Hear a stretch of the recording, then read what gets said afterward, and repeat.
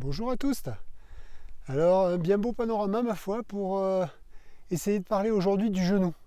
Parce que Dieu sait qu'en montagne, il risque d'être sollicité un petit peu les genoux. Alors, le genou, ça paraît une articulation toute simple, puisque a priori, on dirait que le genou, c'est une charnière. Ça fait de la flexion, de l'extension, et puis basta, quoi. En fait, c'est un petit peu plus complexe que ça, parce que derrière ce mouvement majeur qu'on lui demande, c'est-à-dire de la flexion-extension, pour réaliser correctement ce mouvement de flexion-extension, le genou il va avoir besoin de ce qu'on appelle des micro-mouvements, qui sont en fait des rotations du tibia sous le fémur. L'autre chose dont le genou a besoin, c'est d'une rotule qui fait glisser en fait le quadriceps, qui permet de faire une poulie de réflexion du quadriceps sur le condyle fémoral, sur le fémur.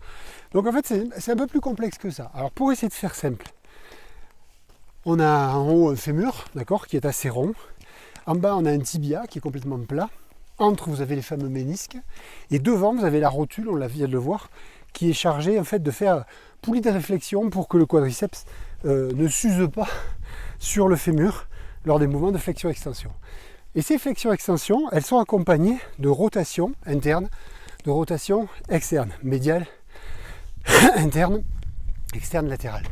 Si vous n'avez pas ces rotations, ben vous n'avez pas de flexion majeure ou d'extension totale. Et là, le genou commence à faire couiner. Alors, en cas d'entorse de genou, certaines s'y reconnaîtront, souvent ce qui pète, c'est le ligament latéral interne. Le LLI, ligament latéral interne ou médial, qui pète. Il se trouve qu'il est costaud, il y a deux faisceaux. Mais en fait, il pète de façon assez impressionnante. Mais généralement, il ne pose pas trop de soucis parce qu'il est très bien vascularisé. Et les suites sont un peu longues peut-être, mais pas trop compliquées.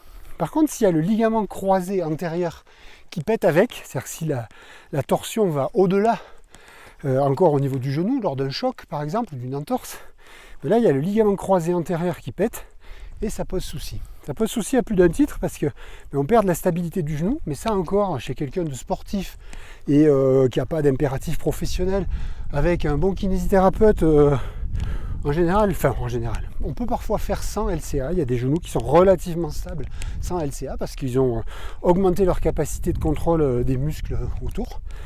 Et par contre, quand vraiment c'est une grosse instabilité ou qu'il y a un impératif sportif important, etc., il faut passer par la case chirurgie qui est de mieux en mieux faite, il faut bien le dire, avec des suites qui sont de mieux en mieux aussi, il faut bien le dire. Voilà. De l'autre côté, vous avez un ligament latéral externe qui, lui, pète. On est mal barré parce que, par contre, il est mal vascularisé. Et là, la consolidation est longue, pénible, fastidieuse et généralement séquelaire. Donc ça, c'est pas terrible. Voilà. Ensuite et enfin, il y a tout l'appareil musculaire autour du genou qui rend l'entorse peu probable, voire impossible. Donc plus vous aurez un genou musclé, mais surtout musclé intelligemment, parce que si vous avez des gros jambonneaux, mais qu'ils ne sont pas capables de réagir aux sollicitations du terrain, parce que vous voyez ici le terrain c'est quand même pas terrible, vous risquez de faire des entorses. Donc les muscles, il faut qu'ils soient certes puissants, mais surtout vigilants. Et donc ça se rééduque une fois de plus chez le kiné, ou tout simplement en allant vous balader très fréquemment dans des terrains divers et variés. Voilà un petit tour sur le genou. Dernière chose, un genou ne doit jamais gonfler, ne doit jamais être gros. Si vous partez en randonnée et que vous avez un genou qui a gonflé, c'est-à-dire qu'il a sécrété beaucoup de liquide synovial, ce liquide synovial, s'il est sécrété en excès, il est de mauvaise qualité. S'il est de mauvaise qualité, il nourrira mal le cartilage du genou et donc vous risquez de faire de l'arthrose précoce. Donc un truc simple et pas compliqué, c'est de se dire que le genou, il doit toujours être sec, sans eau dedans. Si vous avez mis de l'eau dedans, vous le faites dégonfler avec de la glace, de l'argile verte, ce que vous voulez. Mais vous faites dégonfler parce que ça signe que sinon votre genou, vous allez faire de l'arthrose.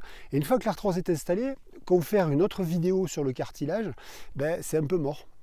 Grade 3, grade 4, c'est un peu mort. Donc il vaut mieux en profiter. Voilà, on se quitte un petit peu sur un joli petit panorama. J'essaye de vous faire un petit tour de la chance avec ce gros temps d'être ici. Voilà, et écoutez, à une prochaine. Ciao, ciao.